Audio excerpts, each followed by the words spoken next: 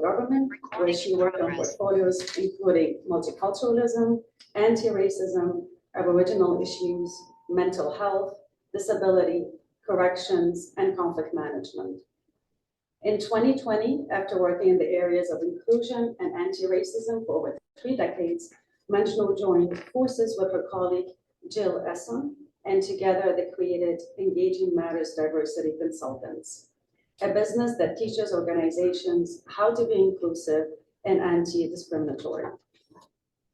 That same year, the Atlantic Canada Opportunities Agency asked her to create and lead its Office of Inclusion, Equity, and Anti-Racism. In 2021, Ms. Varma was appointed as Commissioner of Systemic Racism for New Brunswick, the first such position in Canada. Her 1-year mandate focused on writing a report, complete with providing recommendations for fighting systemic racism. In 2023, Dr. Varma joined the Nova Scotia Community College as Executive Director of Human Rights, Equity, and Inclusion. Dr. Varma has published both national and internationally on the topics of mental health, diversity in the workplace, inclusion, and anti-racist education. Dr. Varma is a certified conflict mediator and negotiator. In 2022, Dr. Varma was appointed co-chair of the National Coalition Against Anti-Asian Hate. She was also awarded the Queen Elizabeth II Platinum Jubilee Medal for her volunteer and professional work against racism. Please join me in welcoming Dr. Varma.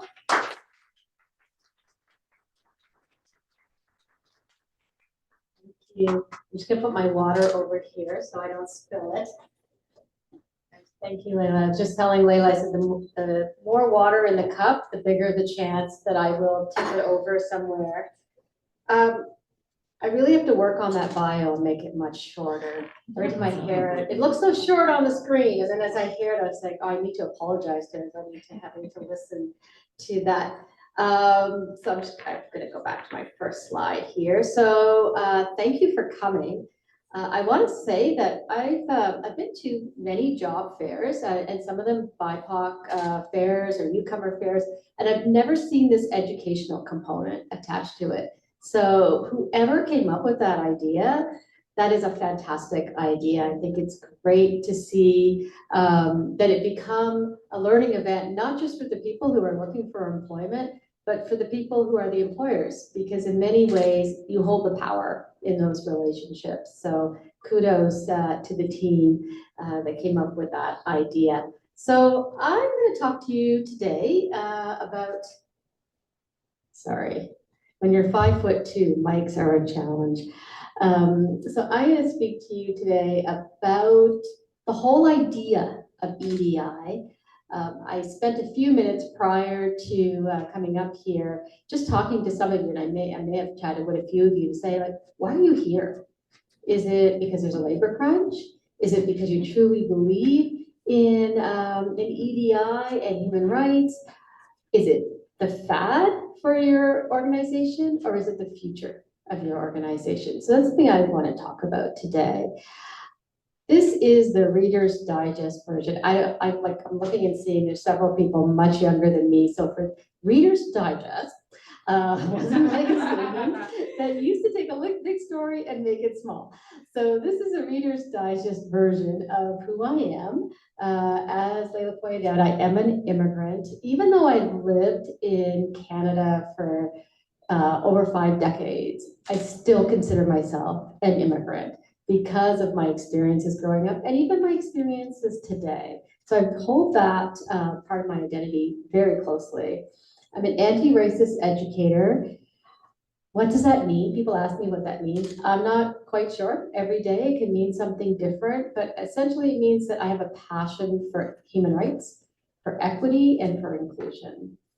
I am a former civil servant, so I spent if you looked at my CV, you'd think I wasn't able to keep a job because I've worked at a lot of different places. So I did work in the university setting for several years, almost a decade, and then went over to the federal government where I worked for Canadian Heritage, Corrections, ACOA. So I did have time to really start to learn about and appreciate the way the federal government sees diversity and even the journey that the federal government has taken, like from saying, hey, we're a mosaic, we're a multicultural country, you know, we have that in our legislation, we have employment equity.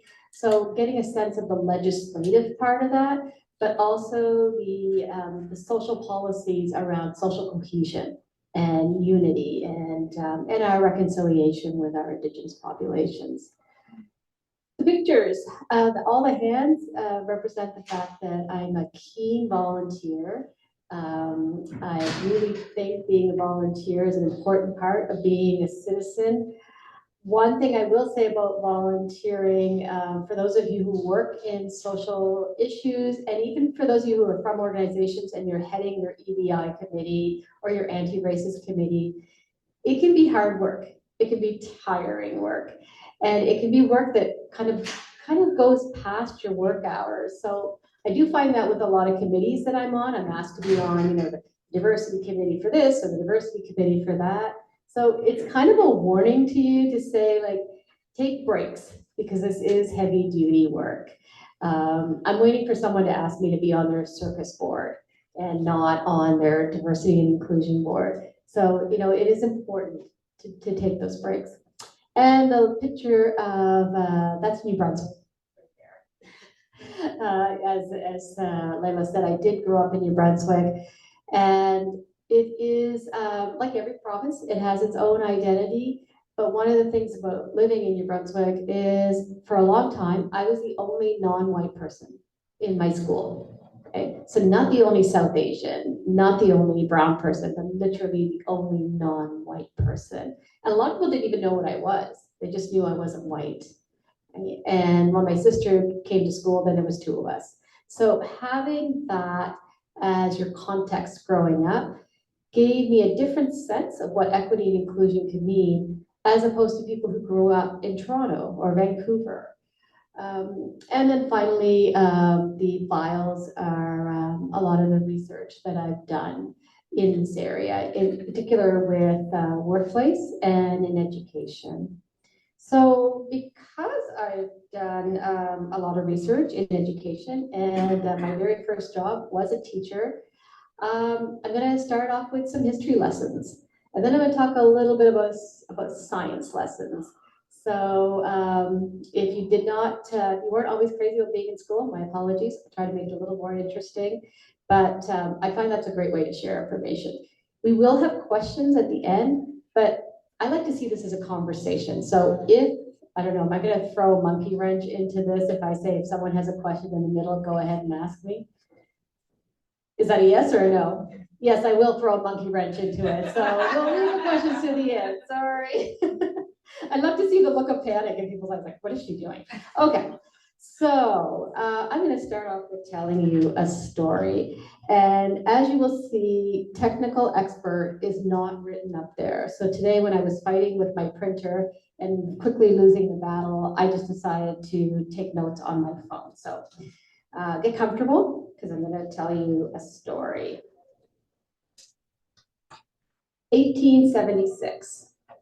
The Canadian government passes the Indian Act and makes Indigenous people wards of the state. It also forbids them from entering professions such as medicine, law, and teaching. 1883. The federal government begins the residential school program. 1884. The federal government bans the potlatch ceremony. The ceremony marked important occasions such as birth announcements, name giving, and the mourning of losses, as well as the distribution of wealth. 1885, the Chinese Immigration Act levies a head tax on Chinese migrants. 1908, the Continuous Journey Regulation is added to Canada's Immigration Act, prohibiting the landing of any immigrant that did not come to Canada by a continuous journey from the country that they were natives or citizens. As a result, this made immigration from continents of Africa and Asia virtually impossible. 1910, the Komagata Maru docks in Vancouver, but the 376 South Asians are not allowed off. They were forced to remain on the boat for 2 months and sent back to India, where many of them were arrested, tortured, and killed. World War I. 80,000 Ukrainian Canadians are forced to register as enemy aliens. They're required to report to the police regularly and carry government-issued identity papers. 1923. The Chinese Immigration Act bars all Chinese immigrants from entering into Canada. This lasts until 1947. 1939. 907 Jewish refugees fleeing Nazi persecution aboard the SS St. Louis and are denied entry into Canada. The ship is forced to return to Europe, and a quarter of the passengers are later killed in Nazi death camps. When asked how many Jewish people we should take into Canada, an immigration officer said, "None is too many." 1940, South Africa sends representatives to Canada to study the Canadian system for reservations for Indigenous people. Their findings become the blueprint for establishing the apartheid system in South Africa. 1942, the Canadian government orders all Japanese Canadians to leave their homes, farms, and businesses and relocates them to internment camp. The following year, all Japanese Canadian property is liquidated by the government and never returned. 1950, Canada begins use of the fruit machine, a campaign to eliminate all gay men from the civil service, the RCMP, and the military. This machine was used until the end of the 1960s. The 60s scoop.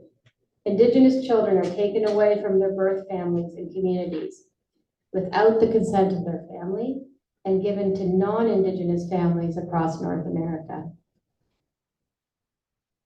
1977. Until this year, gay people were excluded from citizenship under Canada's Immigration Act. 1981. The Canadian KKK in Toronto is resurrected under the motto, "Racial Purity for Canadian Security."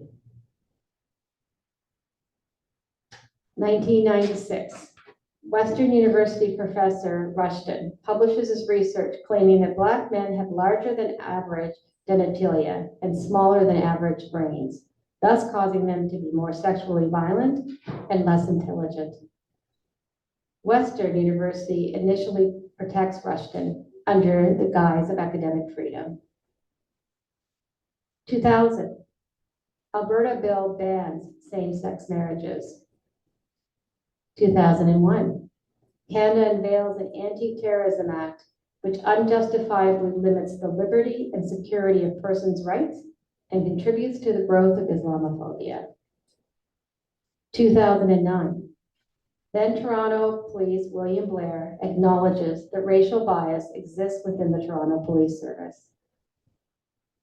2017, a gunman enters a mosque in St. Croix, Quebec, and opens fire on Muslim worshippers. 6 worshippers are killed and 5 are others seriously injured.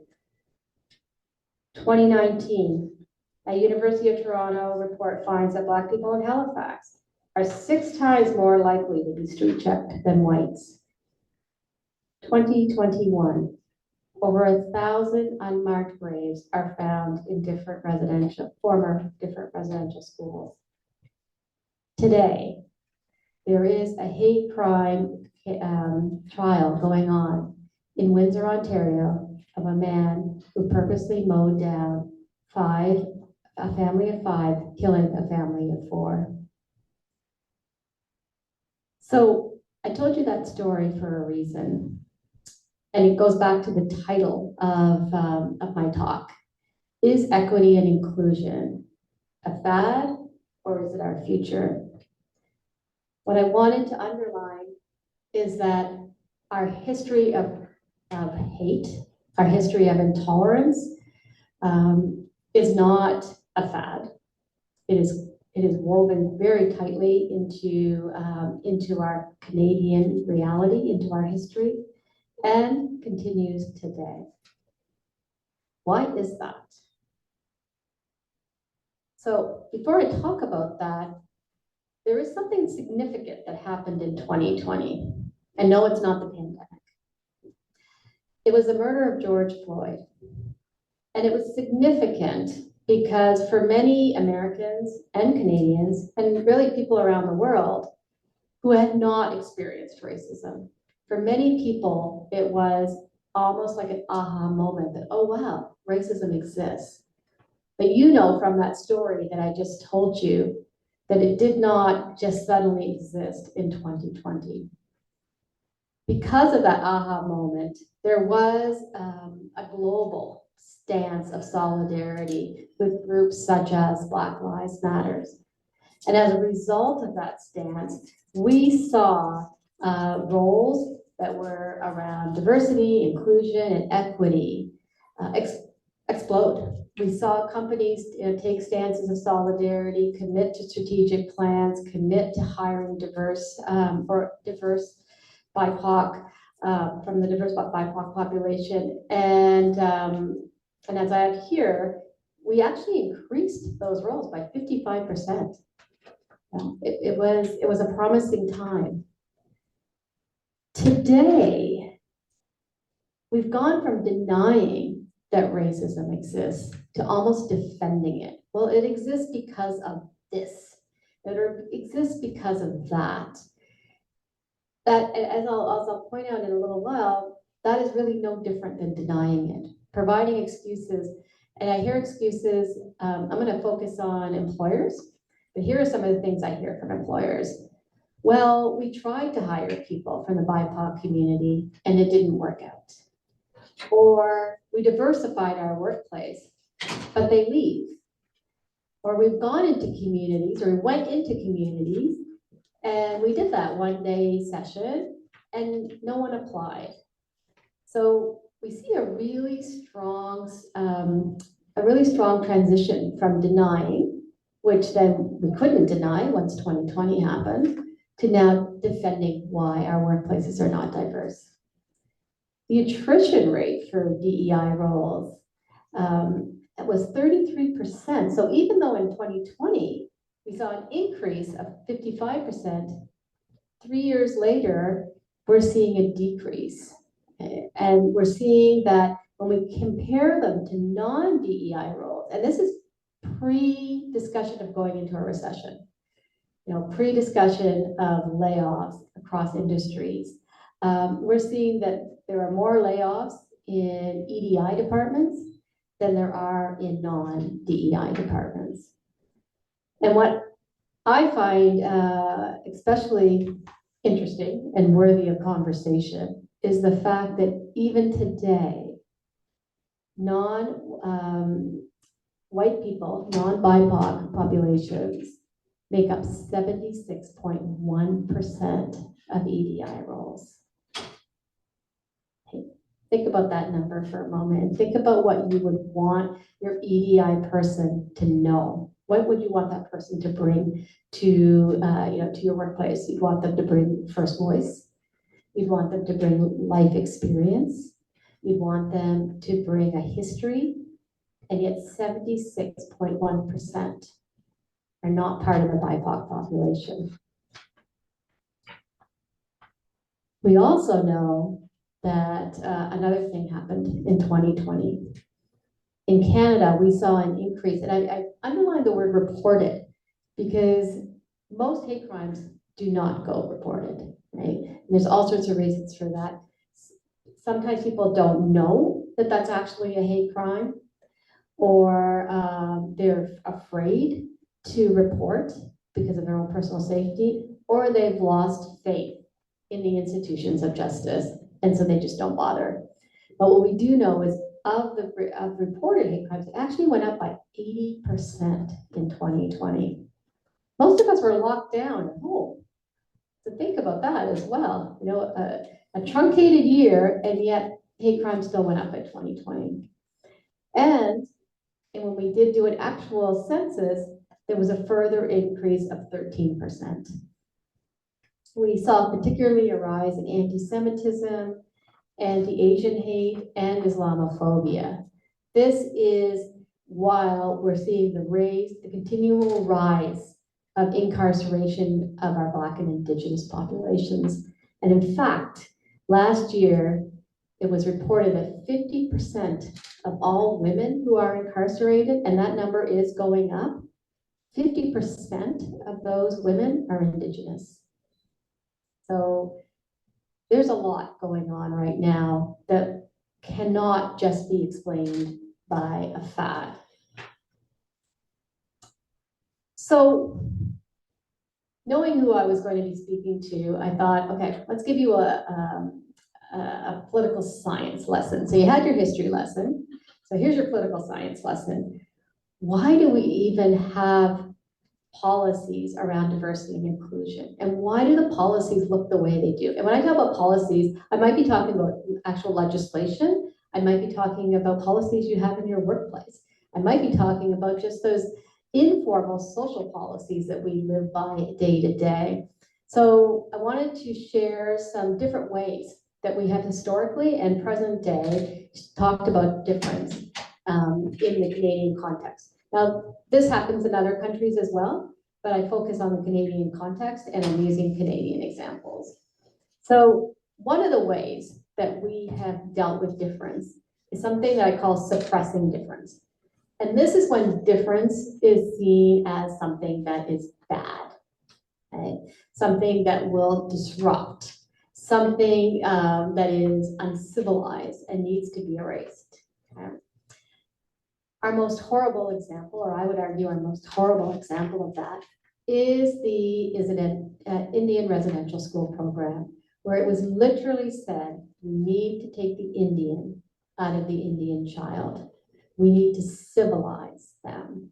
So this idea that anything was different was bad, and when these children came to those schools, that is the first part of that process, was to remove their difference, remove their names, put them in clothing so they all look the same, remove their hair, right? Remove their language. So a real suppression of any identity that's different. The Continuous Journey Act, which I mentioned in the timeline story, is similar to that. So this was an actual part of our Immigration Act that said, well, if you can't get to Canada in one journey, so this is, when we're all traveling by boat, if you can't get to Canada in one journey, you can't come. And it was under the guise of, well, for every port that you stop in, there is an increased chance of bringing in disease. Right? But it wasn't Health Canada that talked about that. It was immigration, which is interesting. And so what they said was, unless you can come here directly, you can't come. Well, who's going to be coming then? Think about the countries that could come here directly. Other ways that we suppress difference just casually in our workplace or through workplace norms is things like dress codes. Right? Assuming that certain hairstyles are professional, while other hairstyles are not professional. Assuming that males need to look a certain way, and those who identify as female need to look a certain way as well. So that's one way that we looked at difference. And a great way to suppress difference in your workplace is to never let it show up in your workplace in the first place. So I don't know if any of you have been on hiring panels, but I've been on hiring panels. And I've heard people say things, that candidate reminds me of a young me, or that candidate answered questions and gave the answers I was thinking of, right? Which was seen as a good thing. I'm going to rank that candidate higher because they remind me of me. So a great way, if you want to suppress difference and keep it out of your workplace, a great way is to never let it come in the first place. I'm saying that facetiously, by the way. So we went from suppressing difference to insisting on difference. And first reaction is like, wow, that's better, right? We were trying to get rid of it before, and now we're going to insist on it. It wasn't better. Because when we started to insist on difference, we started to prioritize difference. And when we prioritize, we put value on some kinds of differences and we devalue other kinds of differences. And the other thing that insisting on difference allowed us to do, which was particularly dangerous, it allowed us to see those differences as natural, as biological. So we couldn't be accused of sexism. We couldn't be accused of racism. I mean, if certain ethnic groups are lazier or less intelligent, are more violent, well, that's biology. That's science. So science and biology and policies were used to prioritize and thus make the villains and the heroes. Some of the examples that we have is that when I went to school, the boys all went to shop. I know I'm dating myself right now. All went to shop, and the girls all went to home ec. And then when I was in grade 9, they did something radical. They're like, okay, we're going to try out this pilot project. The boys are going to be allowed to take home ec, and the girls are going to be allowed to take shop. So you know what they did? They put all the girls in shop, and they put all the boys in home ec, because we couldn't possibly be cooking together or changing the oil in a car together, right? So a real insistence on difference. The Black immigration ban, that was from 1911, where Laurier, our prime minister at the time, said that Black people were actually not suited to the climate of Canada. Again, using biological reasons, right? They had a broader nose, and so they would be breathing in colder air, and it was bad for their health. So it was actual immigration ban based on this perceived science. Mothers are better caretakers than fathers. So for the longest time, we had maternity leave just for mothers who had given birth. Never mind mothers who adopted, just mothers who had given birth. Because of course, the mother would want to stay home and the dad would want to go off to work, right? Of course. And any mom that wanted to go back to work, well, that was suspect, right? Because we know that when we insist on difference, that people fit certain roles. And as I said, this also allowed us to believe that some groups, some racial groups, were more violent, lazier. And so that allowed us to over-police certain neighborhoods and do spot checks on certain neighborhoods while we would ignore others. This is probably one of my favorite approaches because I hear this all the time, the colorblind approach. And it sounds so good at the beginning, right?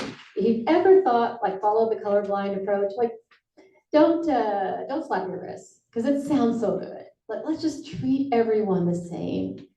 And, okay, so let's do some early childhood education now. When we have little kids, what do we tell them? We're gonna treat you all the same. We're gonna be equal. It's not fair. Give one kid a lollipop and don't give it to the other kid. You're gonna hear, I have 5 more minutes. Oh, okay. You're gonna hear that it's not fair. So this is an approach I hear from an employer perspective. Oh, I only hire on merit.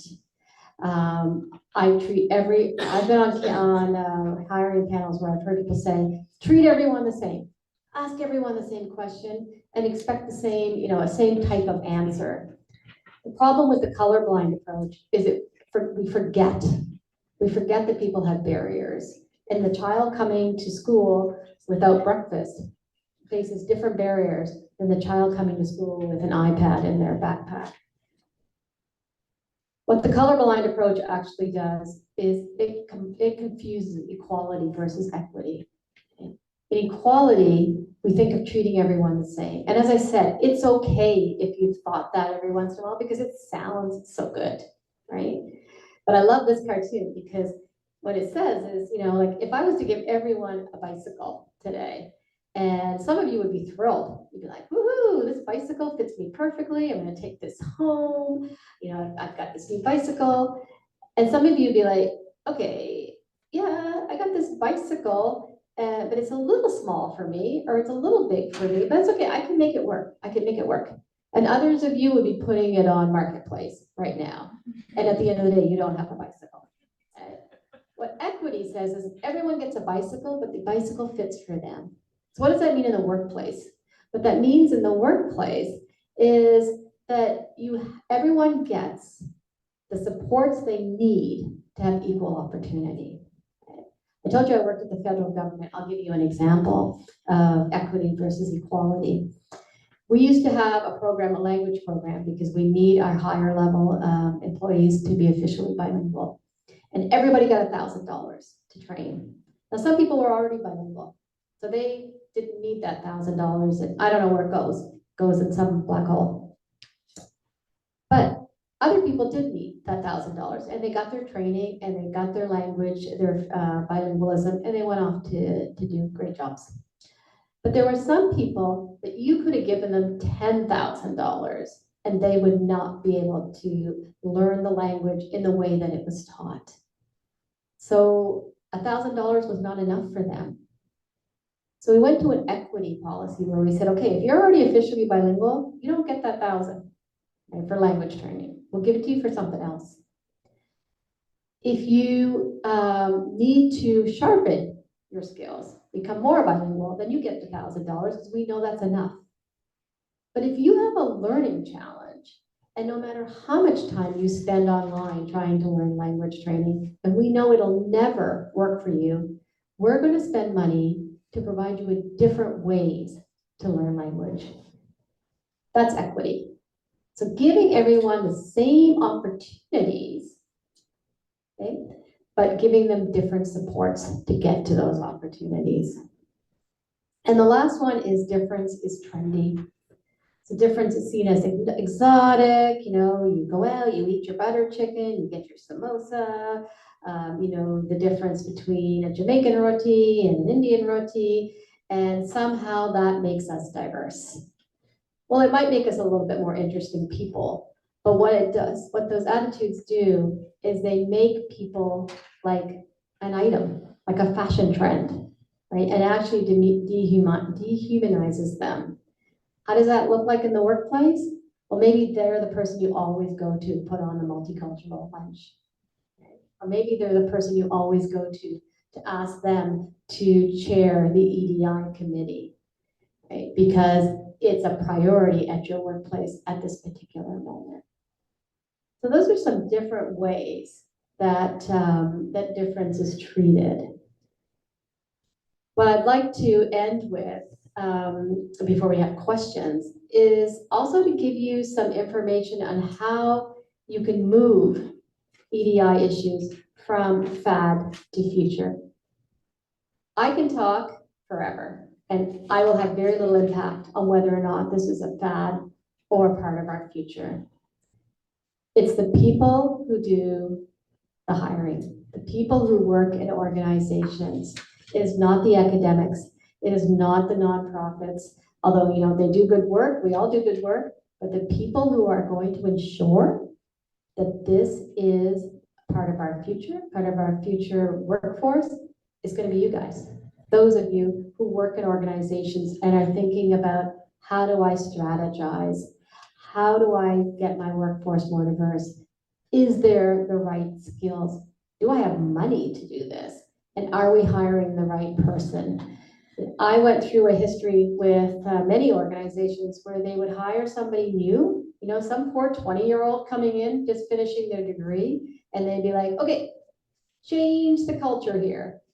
Okay. No one's going to listen to you because you're new, you don't know anybody, you have no power, but we'd like you to change the culture here. We'd like you to diversify the workplace, and we'd like you to ensure that everyone here knows their EDI strategies. That's not going to work. What's going to work is people like you informing yourself. So I just thought I'd end with sharing some things that I hear. Okay. One thing that I hear in the workplace is our workplace is not racist.